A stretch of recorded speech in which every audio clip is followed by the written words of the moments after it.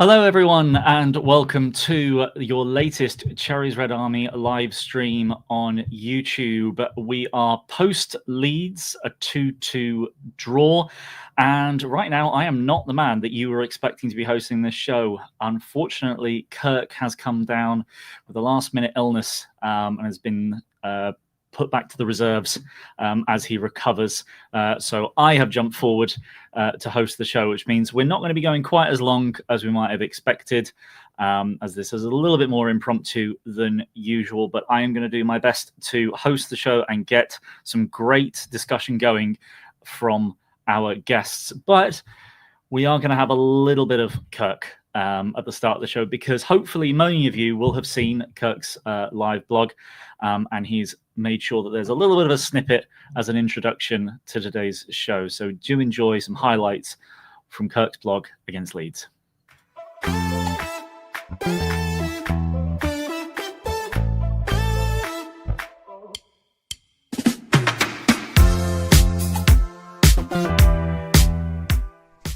So we're in Leeds, 15-minute walk to Ellen Road, and we know that we don't have a very good record here. Never won at Ellen Road. Should be a good game. It's always good to be here. You know, they've got amazing atmosphere, good banter.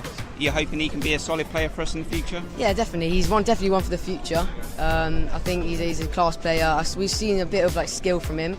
I didn't think Brooks deserved to be dropped. Well, I didn't think any of them deserved to be dropped. Didn't see Adley coming. They're going to come at us because the atmosphere here and the fans here will demand it. Steve Hensman, how are you? Hello, mate. I'm all right. I'm good. This ain't take two at all. No, it's not. We've never messed up the first take at all, in the slightest.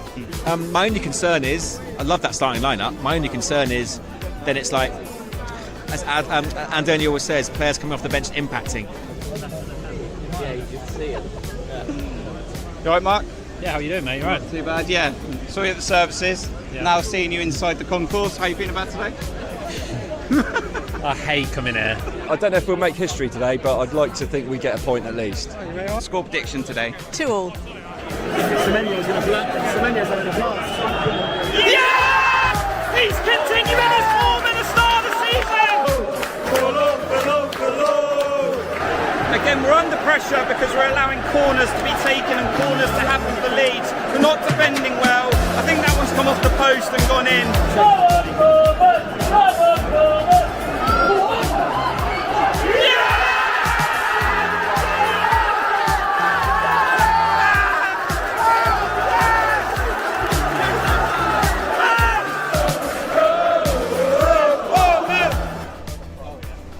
Well, thank for that.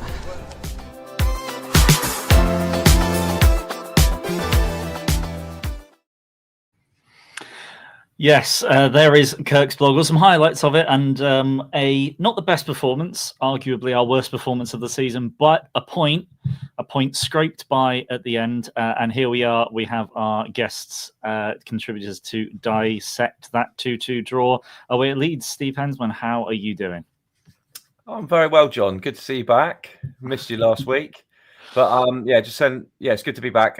Just sort of send my well wishes to Kirk, because it's a bit of a last minute. We've scrabbled around to sort of bring this to you tonight, guys. But so big up, John, and get well soon, Kirk.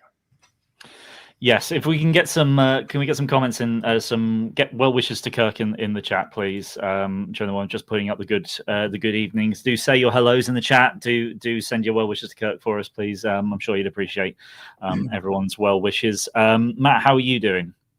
Yeah, I'm well, John. Good to see you back.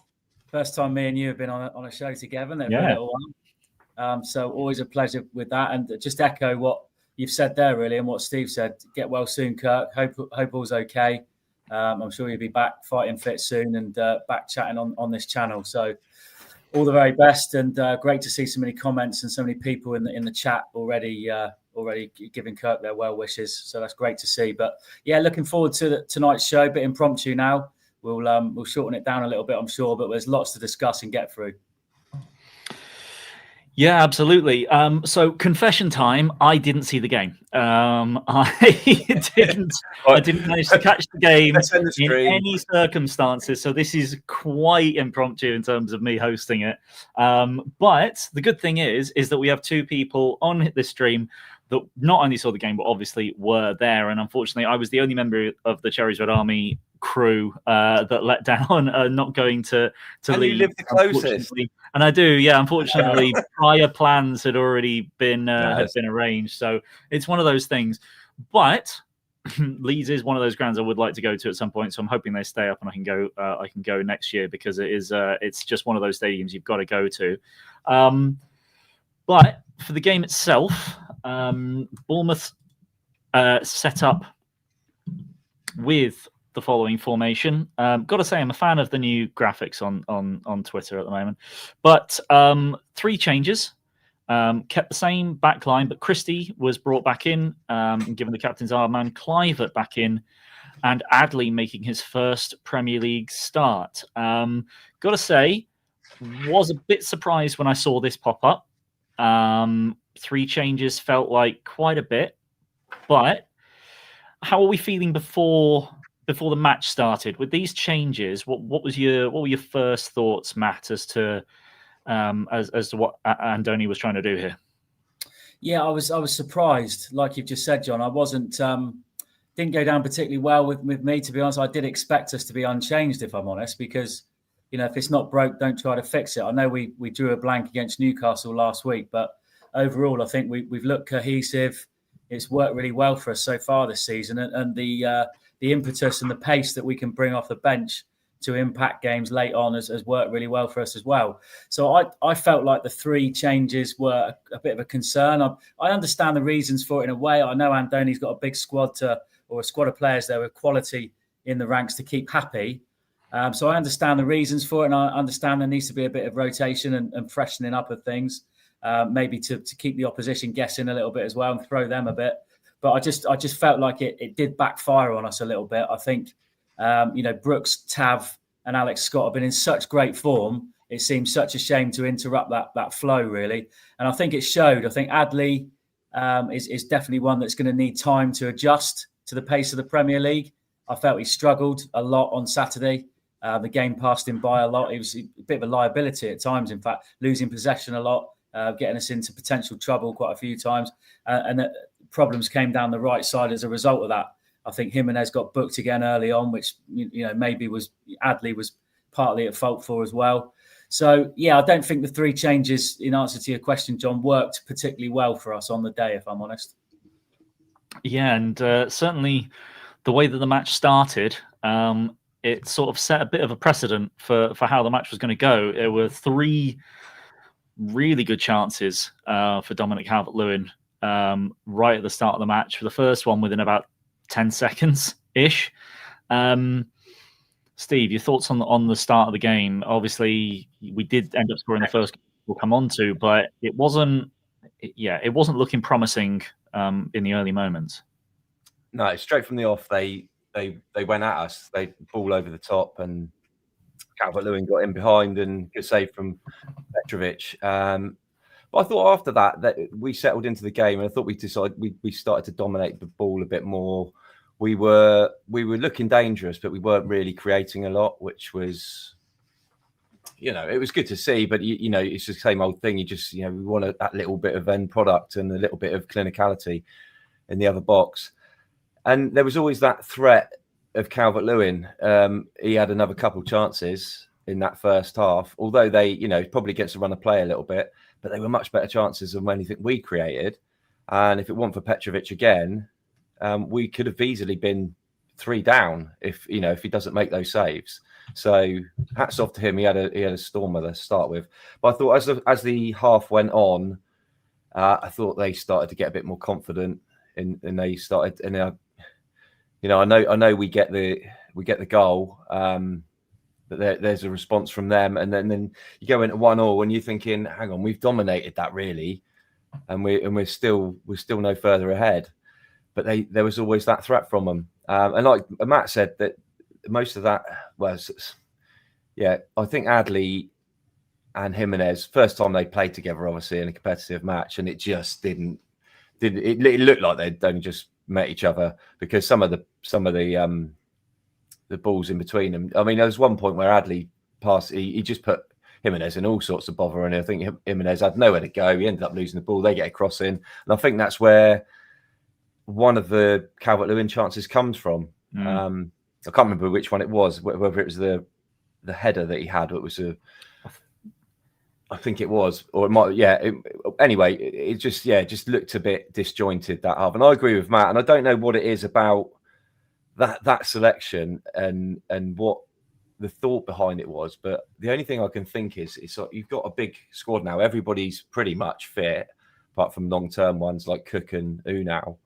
And now he's got to kind of manage that squad a bit more, rather than this is what I've got to play with. Like we did at times last season, we only had the bare bones, didn't we? And even when we had a few subs, they weren't what you'd say higher profile players, which we've got. We've got a bench now. We look at the bench and go, that's a decent bench. And those players could easily just, and were playing last season. So he's got a job on his hands to keep everyone happy. And I think that may have come into it on the weekend, but it did look just disjointed. And I'm in agreement with Matt. I don't think you should change a winning team. They've been in such good form, those boys. And it was a little bit of a shame. But, as the game went on and, as long as we didn't lose that game, I think it's I always say a good point. A point away from home is a good point.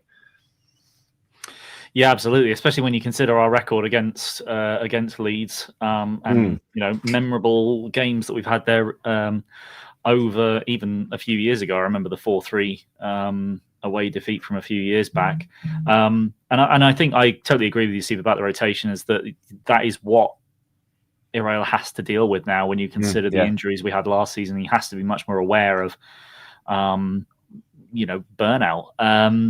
Especially when you've got players like Adley coming from bigger clubs like Leverkusen. You think, I don't know the guy, I don't know his personality, but there's always the term. Well, footballers have got egos, and no one likes to be on the bench, do they? So it's managing that, and I think that's going to be a different challenge for him this season if everyone stays fitter. Yeah, absolutely. But having said all that, we did score the first goal. And unfortunately weren't able to hold on to that lead going into half time. And it was actually Semenyo that was the key factor in both goals in the end, really, when you consider obviously a fantastic strike for the first. And then for Leeds' goal, he's trying to do a defensive job. In the end, he gets that little tiny touch that just takes it over where Petrovic wants it.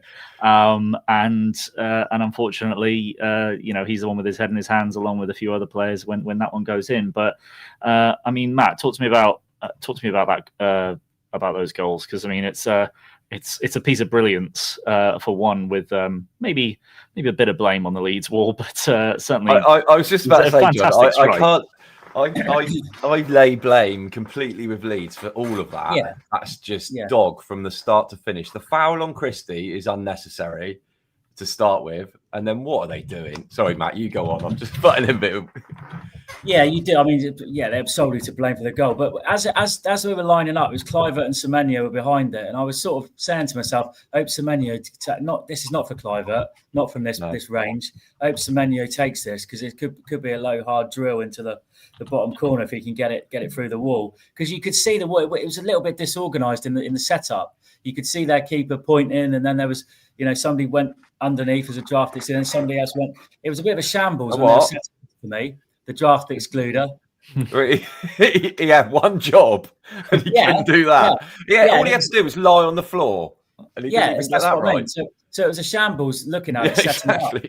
So I was glad that Semenyo stepped up, and I was thinking, we could get something from this, and so I wasn't too surprised to see it smashed into the back of the net, albeit it was powder puff defending from Leeds. But I think at that point, maybe you looked for us once we got that goal to really kick on. I was thinking, we've got the goal, we've got a nose in front. First goal I felt was going to be crucial.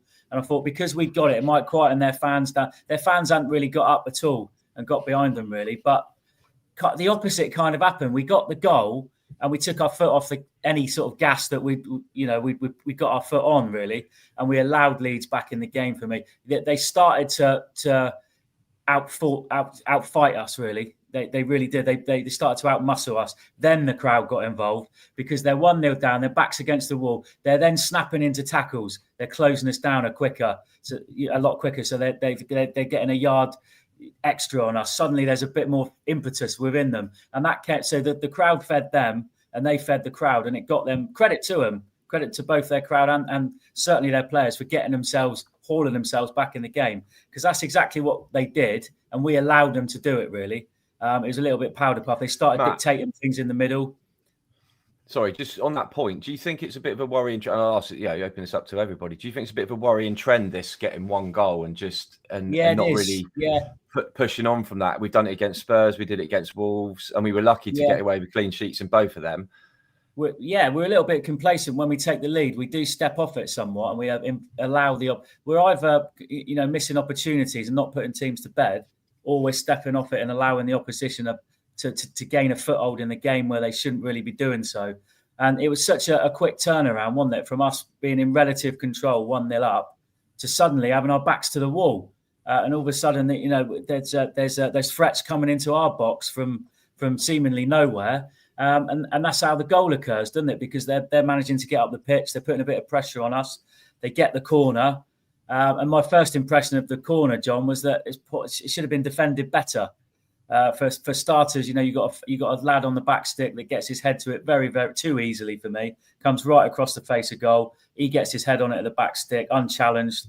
And then Semenyo really he obviously doesn't need to do that. I mean, it's inadvertently does it. Reactionary, isn't it? It's reactionary. And it's just so soft the way that it goes over Petrovic. Is he saving it if not for Semenyo's intervention? Well, you'd like to think so, but I think so. It's a comedy of errors, really, and it's pretty unconvincing all round, from the winning of the header in the box, Semenyo's intervention, and then Petrovic's effort to keep it out. And it's disappointing to concede like that. And then it's 1-1, and you're thinking to yourself, we've gone from relative dominance, like I say, in control, 1-0 up, looking to kick on. Suddenly we're right on the back foot going into half time. Yeah, absolutely. I do think it is it was a little bit weird for me to see in the highlights Semenyo sort of heading towards the back post there, because I know that in defending set pieces, corners in particular, you often have a guy that stands at the front, and then if the ball goes over his head, he runs to the front post to make sure that if the keeper can't get to that, and if it's way past him, then he's there to clear it off the line. You don't normally put someone in an area around the back post and tell them to move to the back post, because then you'll get something like what happened with Semenyo there.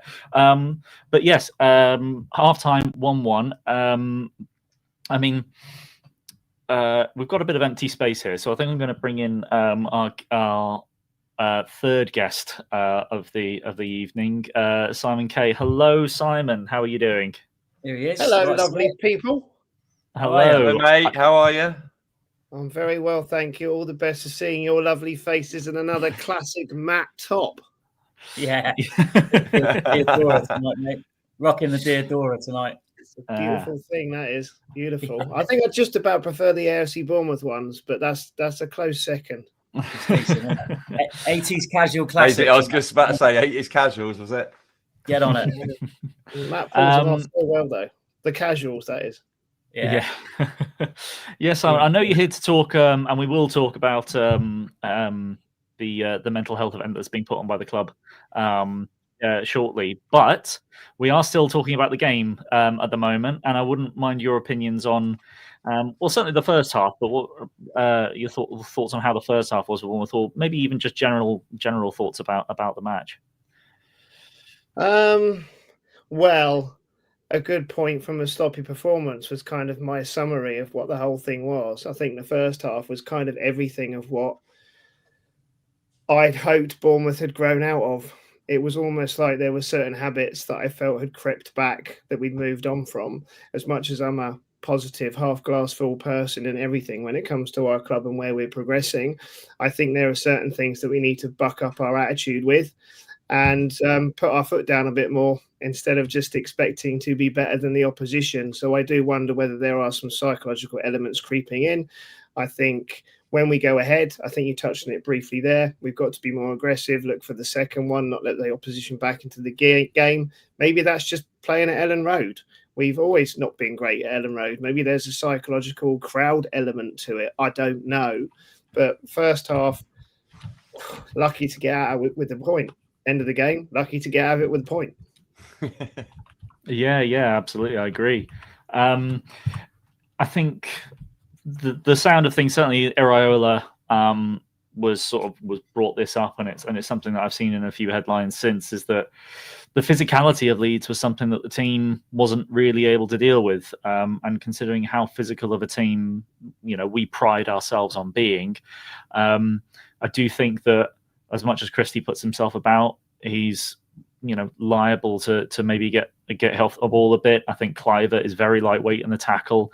I think Adley, he works hard, but I don't really know enough about him. And generally, the team is quite short apart from the back two and goalkeeper. So I do think that I think it really told that I think the start of the second half, it wasn't all that long until we conceded again, and it was through, I think, a lack of physical strength. When you look at how many opportunities there were to win the ball back or get rid of the ball in a ping pong of a series of shots and failed crosses that led to a scuffed shot from Sean Longstaff, which happened to go in off the post. I mean, a bit of a catalogue of errors, and something that, as Simon said, I'd hoped that we'd worked ourselves out of. But Steve, how did you think the second half sort of was going for Bournemouth up until that second goal? Not great, to be honest, mate. I didn't think we came out the blocks very well. It was difficult to watch, actually. I think you mentioned there about physicality. I think there was the lead up to that goal. There was a couple of moments. There was one moment when I think it was the ball was on the floor and it was like two players on top of it, and he didn't know where the ball was.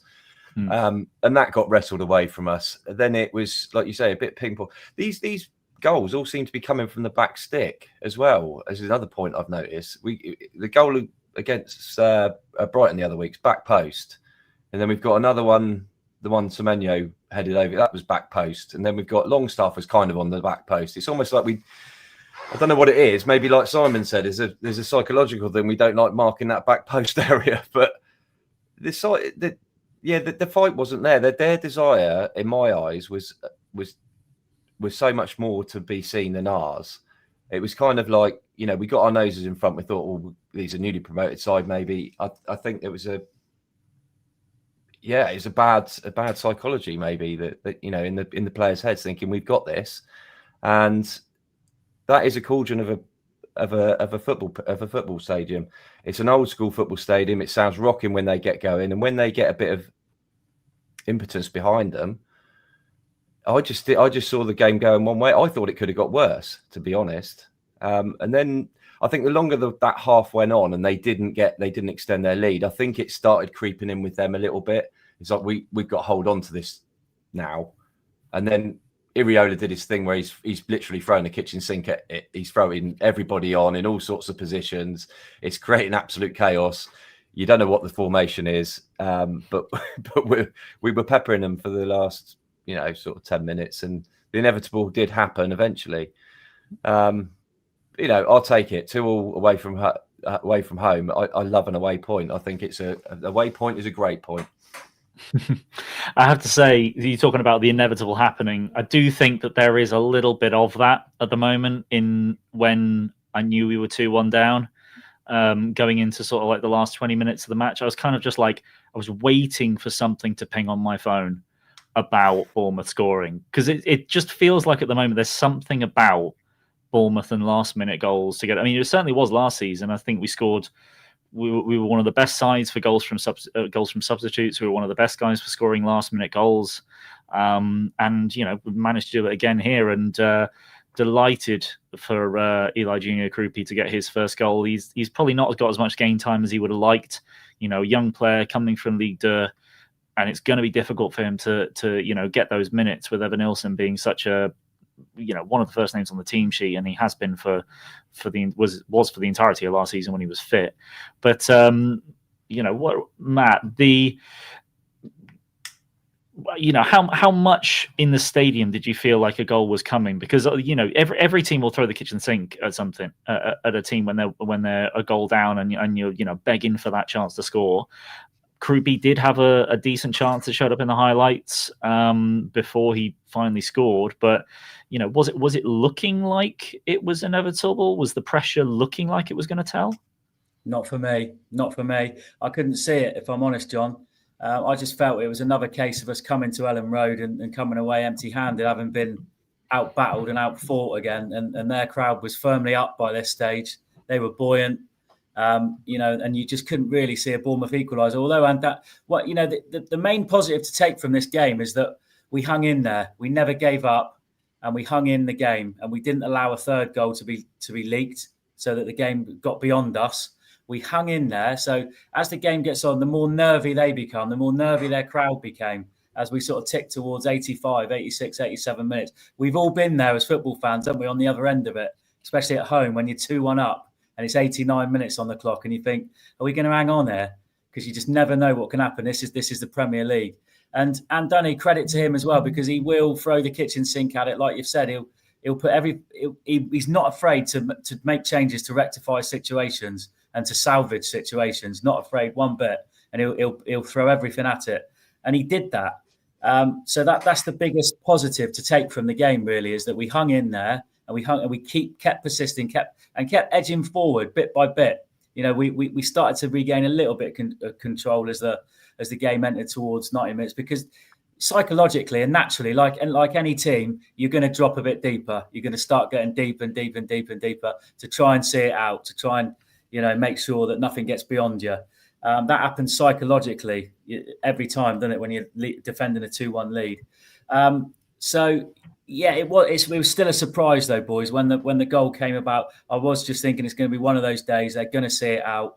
We're not going to have that moment of real magic or quality until Krupi steps up. I mean, it was a speculative ball into the box, I would say, but Senesi made sure it was his, and he won that header, and it was a key header to win. He won that battle, got that header back across, and credit to Krupi, because he peeled off to the far post. He peeled off to the far post and he read it. He read it superbly, and it was a heck of a finish for such a young lad coming onto such a stage at Ellen Road.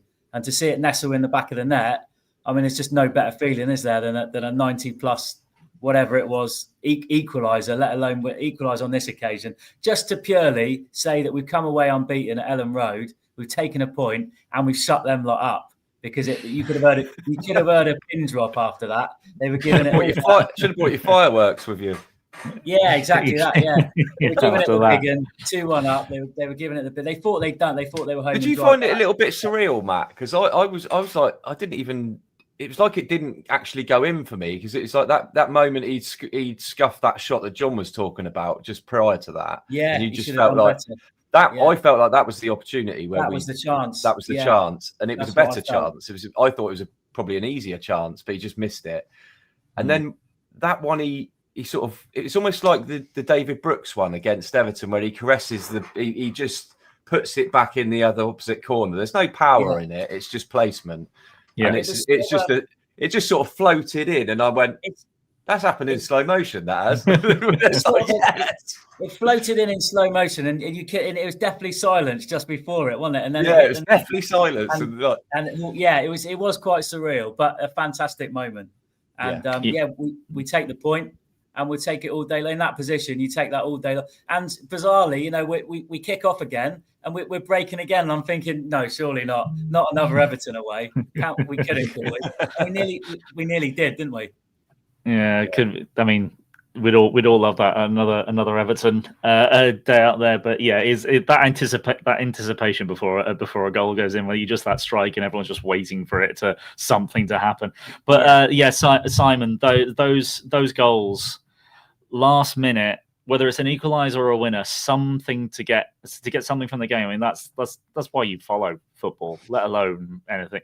Never leave a game early. I know many people over the years have left early and missed a lot of goals. But at the end of the day, I think as much as that performance was frustrating in many parts, where we are and the performances we've put out, it is still early in the season. I think taking everything out of each of the games and the experiences, and as I always say, the roller coaster of those different experiences and games, we've come out of it in a very strong position.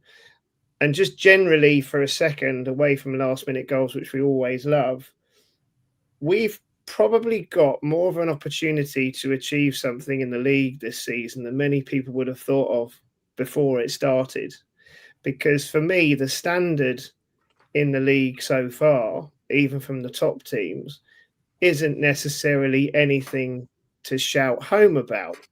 So if we really genuinely believe in what we can achieve and we apply ourselves more often throughout whole games, not just in phases, I think we've got an interesting opportunity, but it's going to be down to us and how we apply ourselves. So I thought that might be something interesting to kind of just touch on, and how everyone else kind of feels about that from what they've seen across the league so far, where we're at and where we could possibly be if we fully apply ourselves. Because I think if we do it well, we'll be brilliant and we'll really achieve something special, but we could also be our own worst enemy. And I really hope that doesn't happen. Yeah, I totally agree. I think that you've only got to look at where we would have been if the game had ended 1-0 to Bournemouth. We would have been second and would have been really showing off showing ourselves off, because at the moment Crystal Palace have stolen our limelight a bit, which is fine. Helps us go under the radar. We prefer to go back under the radar. Don't want people coming too strong for our players again. But looking forward to looking to the future. That's a great moment to sort of move on from the match to focus on what do you all think is the positivity for the future that we can hope for. Put something in the comments. Make sure to like and subscribe, and we'll be back with you in a second.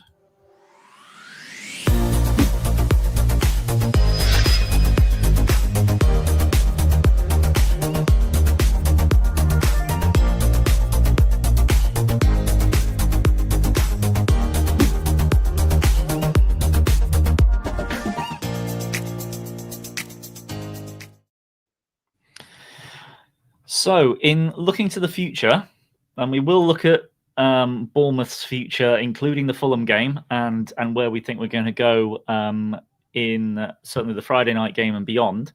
But Simon, you're on here more specifically to look at talk about Talking Cherries. Your focus on positive mental health awareness, and also the event that you have got coming up on October the 10th. Tell us a little bit more about what you've got planned for World Mental Health Day.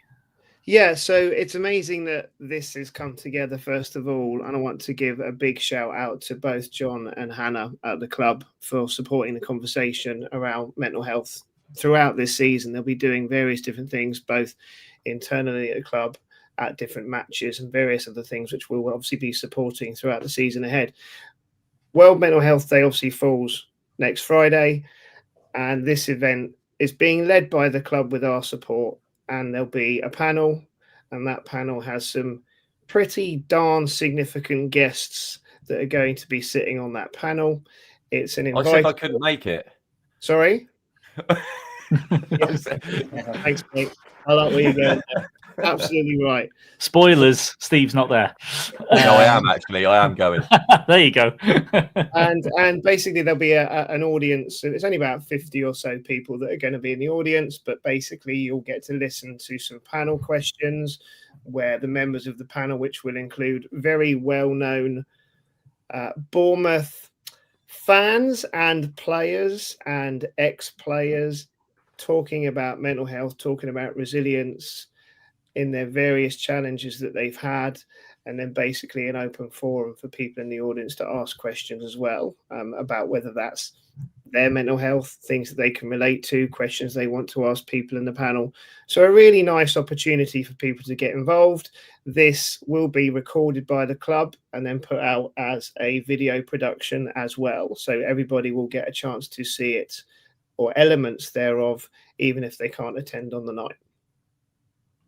Fantastic. I mean, it's great for the club to be sort of like, as you said, the club's leading this, which is something the club has been very strong over the years in the community, trying to get involved in what ways it can. Obviously, it being a big organisation, you want it to show some leadership in helping the community. And some you've had Talking Cherries around for some time now, and you still have your regular call-ins. We still do that every couple of weeks, and check in on other fans, and fans can reach out to us and have a chat if they want to. Just talk football. We use football as a conversation to start conversations about how people are feeling. Any of us who are mental health first aiders, we've been known to meet people for a coffee, have a chat. Obviously, I play golf with Hensman and Kirk and Damo on a regular basis, or we try and play golf through the summer. That doesn't do anything for my mental health, that. It's not about the golf all the time, Hensman. It's about the camaraderie. It's the getting out and being with like-minded people. That's all it's about, and it's good fun. It's just great, as you say, for the club to be, leading on this particular evening. It's been something we've wanted to do for a while, but as you say, big organisation, not always easy to get these things organised, finding a date in the calendar, enabling all the different departments to come together, and the club will be doing a club-wide initiative on mental health, both during our week and further into the season, as I touched on earlier. Fantastic. So for those that want to be at the event, what do they need to do? Yeah, so there's a link. Obviously, we shared it in our social media. It's a form. You'll fill that in. You're not guaranteed to obviously get, in based on that, because obviously it will be first come, first served, etc., etc. You do obviously have to have a supporter number. That'll obviously be from your season ticket, or from if you've bought a ticket. That will be obviously on your account online. Put that in the details, submit that.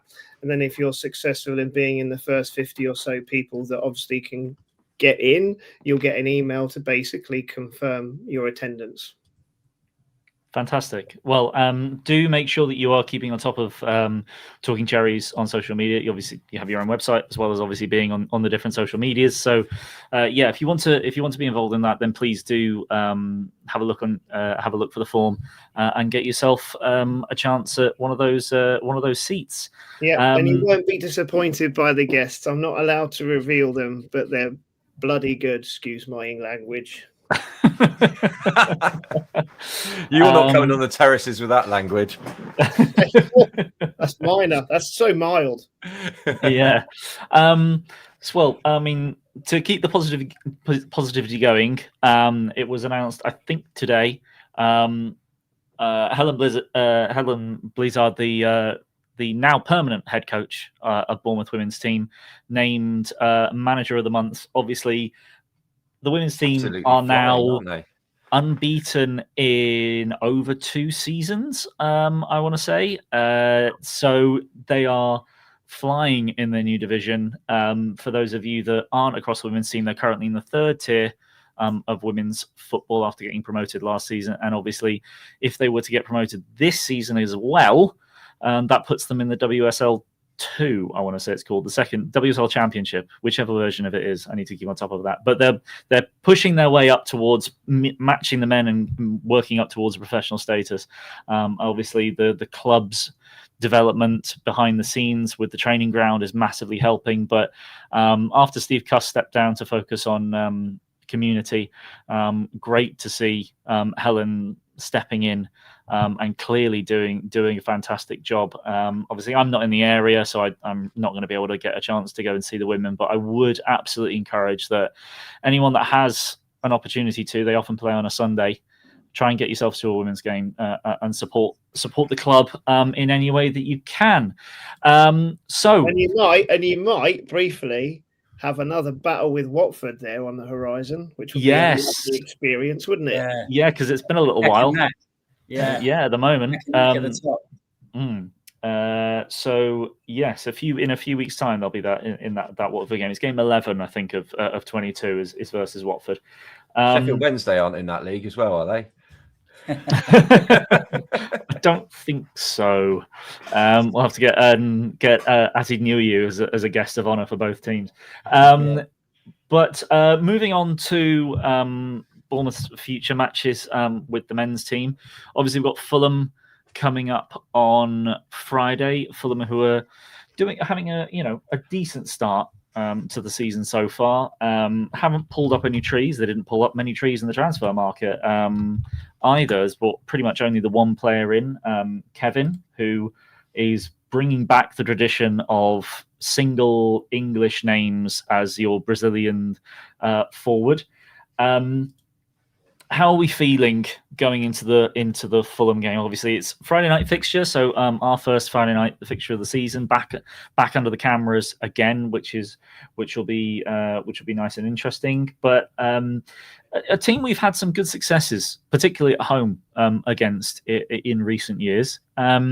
Steve, what do you think the mood is going to be going into that game? I think we're going to be really confident again. I think we've started the season better than they have. I can't really figure Fulham out at the moment. 1 minute they'll do really well against somebody, and then the next minute they'll just lose to somebody you don't expect them to. So they lost. Did they lose 3-1 the other day? Was it they were? Yeah, something like that. Yeah, to Villa. They were Villa's first win. Did they go 1-0 up as well? Yeah, I believe so. Yeah. And I thought, it's going to be an easy win for them. Look back at it, and they're losing 3-1, and I just don't know what to make of them at the minute. I know they've got both their strikers out, I believe. Yeah, Muniz and Jimenez. Yeah, so they're going to have to replace with maybe Kevin, or Trevor, or whoever it is. Kev up front. Yeah. I don't think we got anything. We love it. Look, we love playing Fulham on a Friday night, don't we? Everyone knows how Friday nights against Fulham go. So it's an easy 5-1, obviously. Yeah, absolutely. Matt, I know that you need to shoot off shortly. So what are your thoughts on the Fulham game coming up? I think it's a really, really pivotal key game for us. I think it really is. I mean, if Fulham win it, they draw level on points with us. And you just said it yourselves, boys. They haven't pulled up any trees with the start they've had this season. Well, if they win, they're level on points with us. If we win, we're 6 points clear. So that would make it a fantastic start for us. And Fulham certainly not pulling up any trees. Two teams that are always very evenly matched for me. The games against them are always nip and tuck, always very evenly matched. I think we've got a great record against them overall. Going back to the 80s, really. I mean, obviously that wonderful day back in 87 where we got to the second division for the first time in our history will live long in everybody's memories. But ever since then, I just feel like we've had the upper hand with Fulham each time we've played them. There's not many times I can remember us getting beat by them. And I hope I'm not jinxing it, boys, by saying this. But we seem to have a good record. We're at home Friday night, so the onus is very much on us to come out at them. Two contrasting styles in many ways with Marco Silva and the way he sets up. You know, he's very sort of possession based, likes to build play from the back, lots of interchanging in the front positions. He likes to, get the fullbacks and the wingers partnering with each other when he can. Lots of diagonal play. So that'll be an interesting matchup to see how we can combat that. But for me, it's got to be all about us again now at home under the lights Friday night on Sky. We're a better team than them. I think. Like you say, John, they've not pulled up trees in the transfer market. I feel we've got better players. They've got players missing, 2 strikers missing. It's about us on Friday. It's about what we do. I think we really need to turn up on Friday and put in a performance. And 3 points would see us second, for at least until Saturday evening. And that would just be unbelievable, wouldn't it, going into October and towards the middle of October. So, yeah, fingers crossed. But I think it's about us. I think maybe it might be time to reverse the changes that Andoni made on Saturday and maybe bring Brooks, Scott back in, and even Tabs. I think none of them deserve to be dropped. They all played a little bit of a role when they came on Saturday. And let's go for it. Let's be front foot. Let's play the style of play that we've become accustomed to and see what we can do, boys. Yeah, absolutely agree. We're at home. Be confident. Play like the favourites. Brilliant. Thank you very much for joining us, Matt. And I look forward to seeing you on another live stream. if Absolutely. I don't catch you live. Enjoyed it as ever, boys. Always a pleasure. Thanks to everybody watching, everybody in the chat, everybody that contributes, subscribes, contributes financially, all of that, as usual. We really appreciate it. It's just great to be back and having these discussions on a weekly, fortnightly basis, whatever it is. I'm loving it. I'm sure you all are. Look forward to the next one, and up the cherries on Friday. Absolutely. Up the cherries, Matt. Up the cherries. Good to see you, Si. And you. Take care. Keep up the great work on the outfits. Yeah, it is, mate. All the best, boys. Cheers, Matt. So, to circle back to your question before the halfway point, Simon, what are we thinking about Bournemouth's prospects going forward? Obviously, I agree with Matt about Fulham. I think that we can be the more dominant, physically more dominant side against Fulham. They're a good team with Marcus Silva, who likes to play it, a slightly more progressive style that we can press and we can do well again against playing our game, provided he doesn't take too many cues from the Leeds match. Although if he doesn't have the physical striker, as you said, 2 strikers out, then they may struggle with that.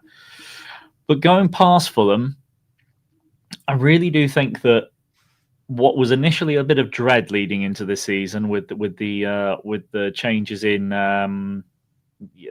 personnel and the sales that we made, I'm feeling very confident that Europe is a possibility this season. I think I'm not the kind of person that's going to start saying like the E word, because there's no point in trying to jinx something, trying to look to not jinx something. But when you look at results against Spurs, when you look at the performance we put in against Liverpool, when you look at Man City aren't the team that they have been over the years. You've got Palace are doing well, but they're in Europe. They're going to struggle with depth, playing Thursday, Sunday frequently. You've got 9 teams in the Premier League are in Europe this season. Forest are going to fall off because of it.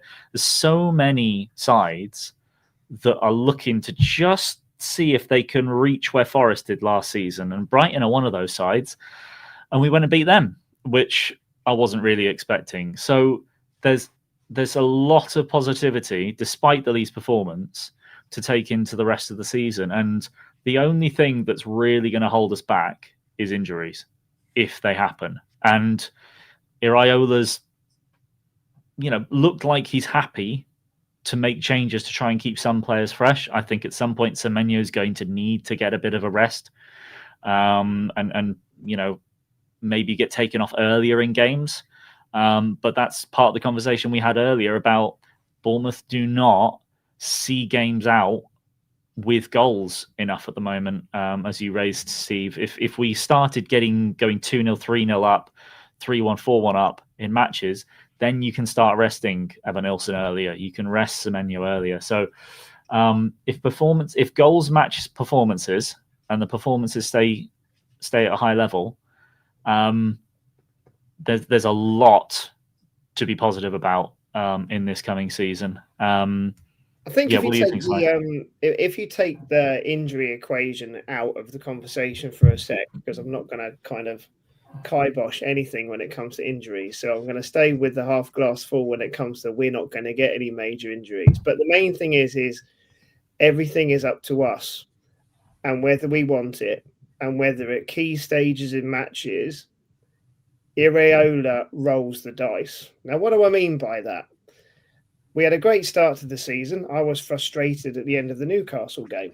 Okay, they did very well at defending. Their low block was very well structured, incredibly boring. However, there are always ways you can have a go.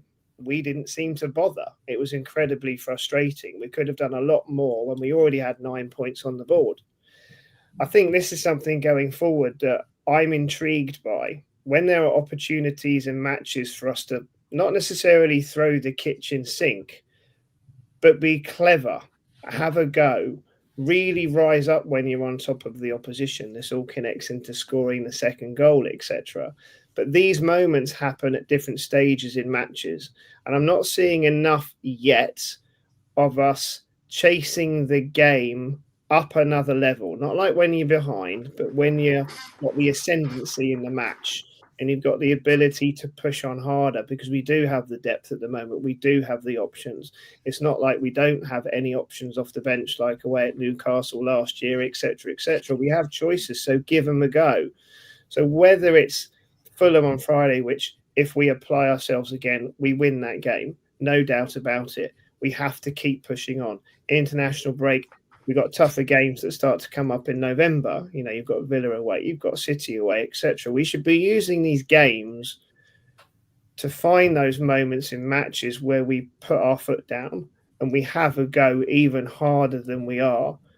Whether that's something where Iraola isn't wanting to do it as much this season, whether that's something we're just still finding our way, whether that's against low blocks, physical teams, etc. It is still early, but I would like to see more in those future games now that we have some points on the board. Yeah, I agree. Steve, your thoughts? Yeah, I don't want to fall into this trap of, you know, we're 5-6 games in and we've had a good start. That's what it is. It's a good start, and we play reasonably well, and the new lads have settled in quite good. And I think we've actually probably, in my head, outperformed what I thought we'd do because of the new blood. But it all seems to be bedding in nicely. There's going to be a few bumps in the road. There's going to be a few poor performances, as there will be with all these other teams in the Premier League. They're all still finding their feet in this season. There's a hell of a lot of football to go. And we will get injuries inevitably. I think we're more well equipped. So this season, I think if we get a serious injury, one player's out, I think we've got an equally good player to bring in. So I don't think it's going to hurt us as much as it did in previous seasons. So I think from that point of view, that's a positive massively. The start's a positive. But I just can't get ahead of myself with this. What's it going to look like? We're going to be going for Europe. There's 18 or 19 other teams in this division that all want to do the same thing. Maybe take out the newly promoted sides who just want to stay in the league. But everybody's they're all good, full of international teams, international players, and we're one of those. And we've got a good manager at the helm who can cause disruption in teams' plans. But when we have that low block, like Simon said, against us, we seem to just the ideas desert us a little bit, and it's like, what do we do with this? We can't, our creativity goes out the window a little bit, and that is frustrating. That's something he's got to work on. And I think if we can find a way to combat that, I think it'd be quite scary what level we could get to. But that seems to be our Achilles heel at the minute. Yeah, and do you think, with that, I remember at Palace away last season when they went down to 10 men and the ball went side, back, side, no real penetrating balls. I remember Cliver at the end of the match literally being the last player sat on the bench, totally pissed off with the fact that they couldn't break that team down, because we still had a small chance of getting into Europe, and obviously all the players wanted to obviously make it if they could. It was important in terms of players might have stayed longer. Who knows? It's the past. But the low block principle is not new.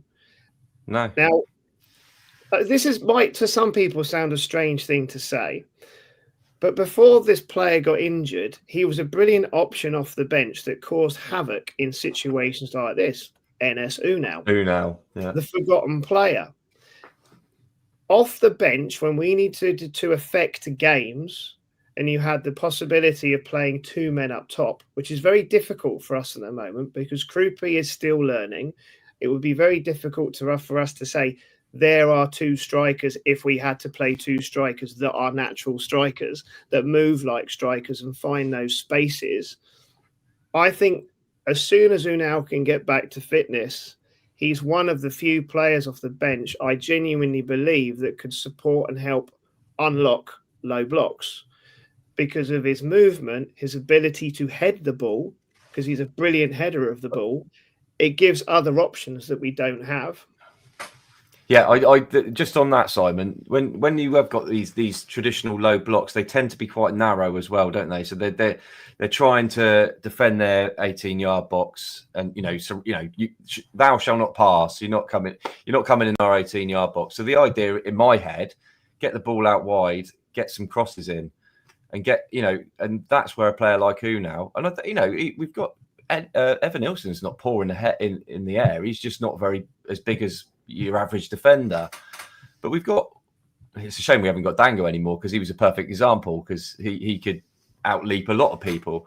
But I think that's the way you can create a bit more havoc when you're up against a low block, is just get more balls in the box, crosses from wide. I mean, yeah, that would be ideal. The difficulty being that we don't have a lot of players that are going to get on the end of those crosses if they're headers. Don't worry about that. Iriola would just put Petrovic up front for a bit. He'll put Senesi in goal. It'll be fine. No, it'd be Milosavljevic he'll bring on, and he'll go up front as a striker. That'll be the player. That'll be the player you bring on. That could work. But even if you get around the sides when you're playing against a low block, you don't always have to put the ball in the air. You can cut it back. You can do all sorts of different things. There's so many elements of not using. I mean, again, Newcastle is the most recent game at home. For me, I didn't know why Doak didn't come on, because he'll take a man on.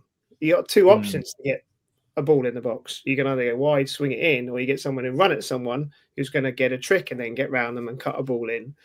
We just don't seem to have a go enough and use the right personnel for me to be as direct. Now, maybe that's counterintuitive to the way we play sometimes, as we may not want to be direct. Maybe we want to find the pass and then the next pass and find our way to the goal.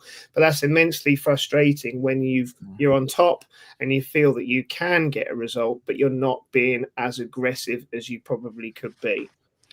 Yeah. Although I would say that in terms of Bournemouth style, like, Bournemouth play direct. But it's just they're direct up until the final third, isn't it? More so because Senesi loves a long ball. He's generally pretty good at them.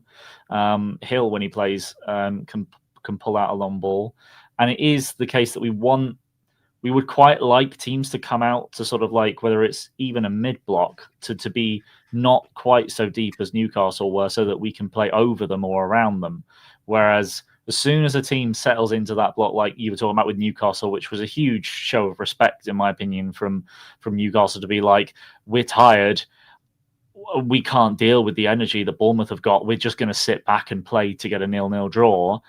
The player that the thing that I feel like we massively failed to bring in the transfer window was someone in the mold of similar to Brooks, but is more of the passer from the number 10 role. Because if you think about all the attackers that we've got, Evan Nilsson's a runner, but Semenyo's a dribbler, Scott a dribbler, Christie dribbler, Clivert dribbler, Brooks is the one real passer. Tavernier can do it, but I don't think he's as good as Brooks.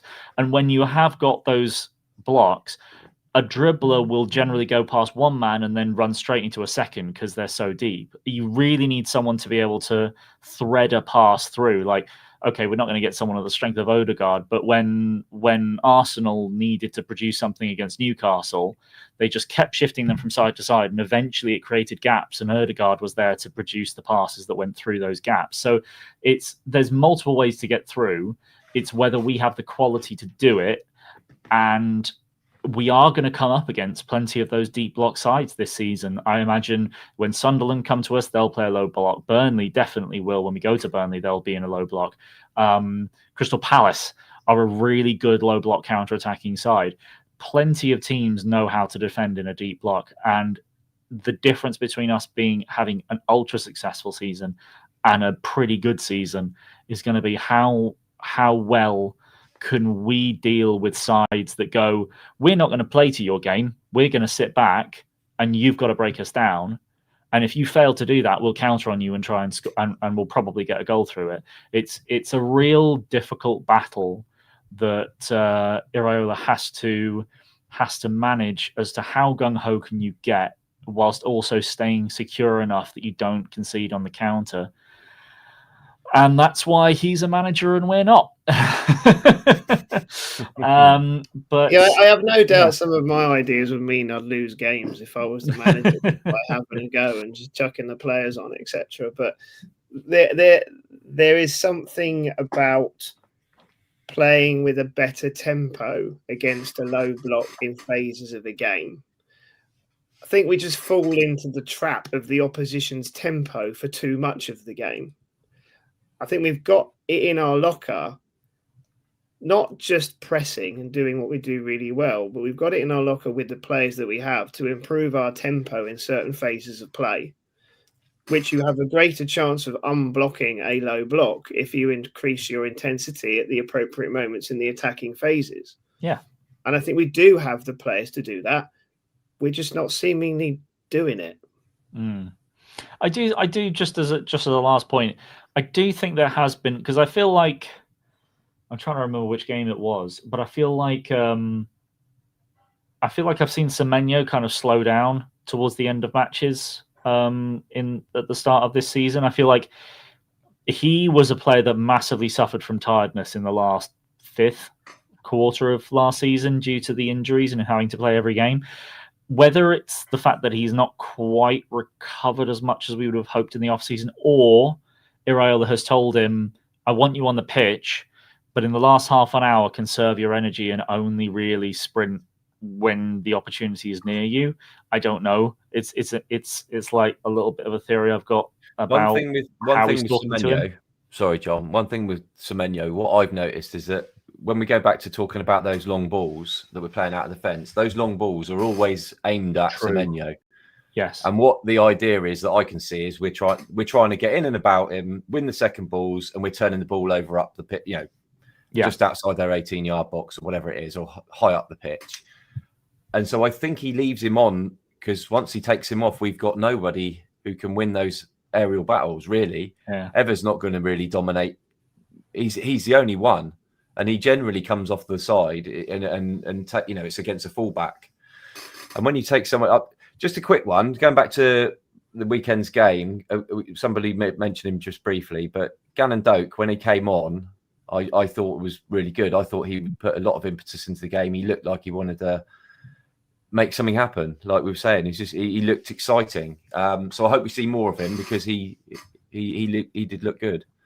But yeah, going back to that, I think that's in my mind, that's why he stays on the pitch so long, because he doesn't seem to get substituted like the rest of them around 60, and that could ultimately tire him out a bit more.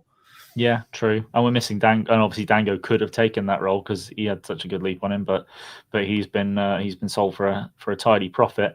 I did put a ticker down asking for people's score predictions about 15-20 minutes ago, but we've just been enjoying conversation, so I never got round to them. They've all fallen asleep. And, yeah, well, I mean, there's been one comment in the last. It's been 2 comments in the last 15 minutes. I did wonder if anyone was still awake.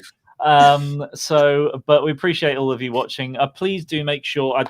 There's 25 people watching, and I think there's at least 25 likes on the video at the moment. So I really appreciate everyone giving them. I did have a quick question for them, John.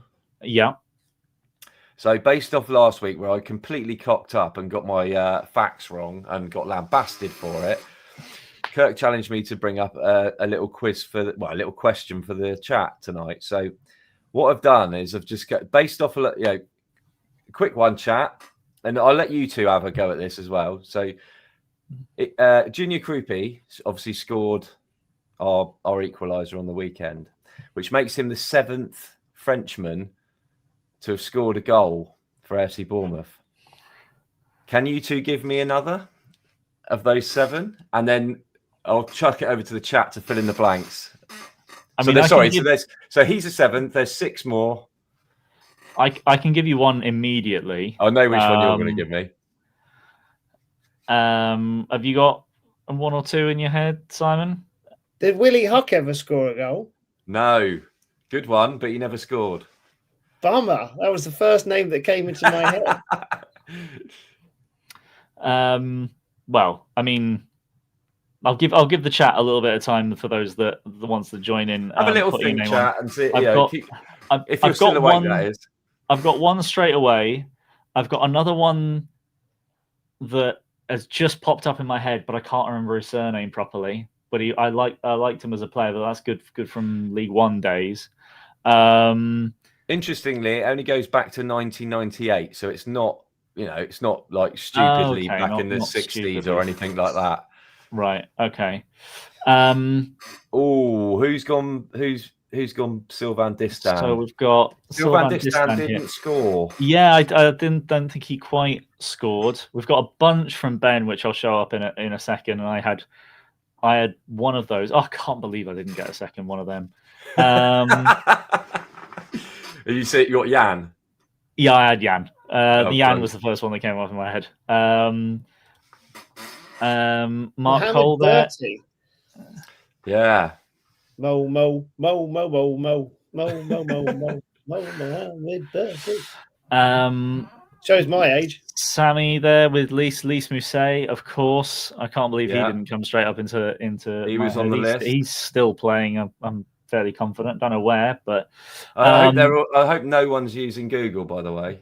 Yeah. Max also here with Elise Mousset. We've got Chris, who's Lise and has mine, which was Jan, which is the first one I thought of straight away. Ben's got 4. Jan, Lise, Mo, Frank Rolling, Jan Kermigan, Lise Mousset, Mohamed Bertie, all correct. Okay. Ben Maxi, I don't think would count because he's Ivory Coast, although of course his first language was his first language is French. I'm really annoyed. I've forgotten the name of the centre back from League One days, French. I'm fairly certain he would have nicked. I like that, John. Fairly certain he would have nicked a goal at some point. You're very correct. He did. If the chat can help me, because I'm annoyed that his surname has just left me. Unless Simon, do you know who I'm talking about? I can't remember either, but I know exactly what you're talking about. He had a bunch of bad injuries, and he was brought back to the club at one point as a translator. Correct. If I remember correctly. I think he's still there, isn't he? Is he? I think he's still at the club. I don't think so. No? Chat, someone in chat's got to help me with that one, because otherwise you're going to have to. Well, I won't Google it because Steve will tell us. But Stephen, say with Frank Rolling, or that Frank was that Rolling, what yeah. Ben Frank Rolling? Frank that's Rolling. the one that Ben got as well. Hey, Baudry, Matthew Baudry. Thank you, Mark. Yes, young French lad went already. Yeah, Ben similarly had struggles coming up with that one. So that's 5. If anyone gets the last one, I think hats off to them, because I didn't know it, to be honest. We'll give it a second for the chat to come up with one. 2008, 2007, 2008. 2007-8. So that is So that's season. Played 11 times, scored once. I'm rubbish at these games. No, so am I. I'd never have got it right if I hadn't looked. I had Jan Kermigan. I had Roger Bolly. I had Frank Rolling. I did look at Willie Huck, but I knew that he didn't score. I had Baudry and Lys Mousset. But this other one, no chance. What position did they play? Midfield, apparently. Yes, Mark Cole. Got a few people saying Koulibaly, but I don't think he was French. Mark Cole has the answer. Well done. He just copy and pasted that with the Francois thing on it. Oh, yeah, with the curly C's. Must have Googled that one, Mark. Either that, I'm glad he got it, 'cause I think it could have gone forever. Or he's a dab hand with the Alt 0232358 or whatever it is to bring up the curly C. Well done, Mark Cole. Yes, well done. Well done, Mark. I thought he was the second cousin of Vieira. Yeah, great work, Mark. Right, okay, so to finish, because we've been going over an hour and I'm not going to hold too many people up longer. I did ask for score predictions, so I'm just going to flash those up. Steve, Simon, you come up with your score prediction ideas. Liam gave us a 2-0 win, and Chris with a 3-0, obviously feeling confident. Sammy with the famous 3-1. We've got Steve predicting a 2-0 and Stephen predicting another 2-0. Everyone very confident, at least 2 goals, and Sammy's the only one that thought we'd concede.